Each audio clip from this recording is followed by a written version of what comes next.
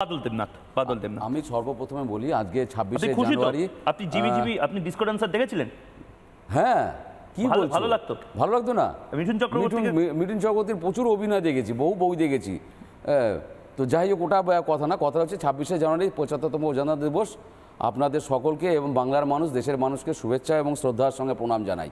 প্রথম কথা হচ্ছে, মিঠুন চক্রবর্তীকে পুরস্কার দেওয়া হলো। ময়ূক আমাকে বলতে পারবে কি এই ইলেকশনের আগে মিঠুন চক্রবর্তী পুরস্কার দেওয়া হলে ভালো হয়েছে? আমি ওনাকে শুভেচ্ছা জানাচ্ছি। একজন বিরাট অভিনেতা, গ্রেট অভিনেতা, এতে কোনো সন্দেহ নেই। ন্যাশনাল পুরস্কারপ্রাপ্ত অভিনেতা, তাতে কোনো সন্দেহ নেই। কিন্তু এটা কি ইলেকশনের আগে আর একটা রাজনীতি হলো না? যদি আমি বলি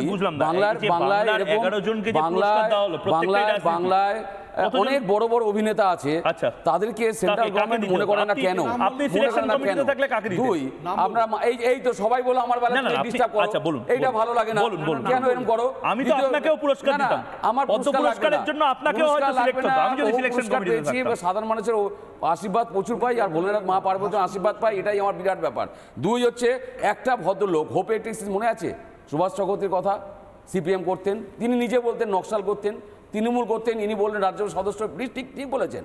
আবার বিজেপি এলেন। আমার সন্দেহ হচ্ছে যদি কখনো কংগ্রেস আবার সেন্ট্রালে আসে, এই মিঠুন চক্রবর্তী না আবার কংগ্রেসে যোগ দেয়। তার অভিনেতা নিয়ে কোনো প্রশ্ন নেই, তার অভিনয় নিয়ে কোনো প্রশ্ন নেই। কি প্রশ্নটা হচ্ছে, উনি নিজেকে স্থির জায়গা রাখতে পারেন না, এটা হচ্ছে সবচেয়ে বড় প্রশ্ন।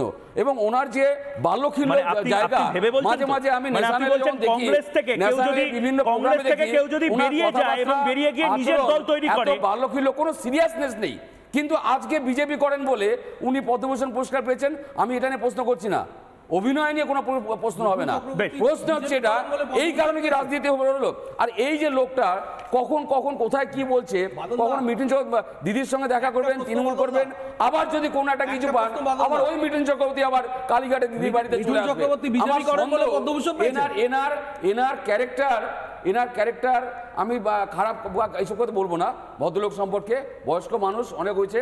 আর দ্বিতীয় কথা হচ্ছে, ইনি নিজেকে ঠিক রাখতে পারেন না, যার জন্য হয় কি বাংলার মানুষের কাছে উনি হাস্যখিল্য ব্যাপারটা হয়েছে। মিঠুন চক্রবর্তীর এক সময় কি সুনাম ছিল এই বাংলা, কেন সারা দেশে। এখন দেখবেন সেইভাবে বোম্বে বলিউডে দেখবেন অনেক অভিনেতা মিঠুন চক্রবর্তী করেন না। প্রাপ্য ছিল, উনি চাইছিলেন আমাকে একটা পুরস্কার দেওয়া, সেটাই রাজনীতিকরণ হলো এটা।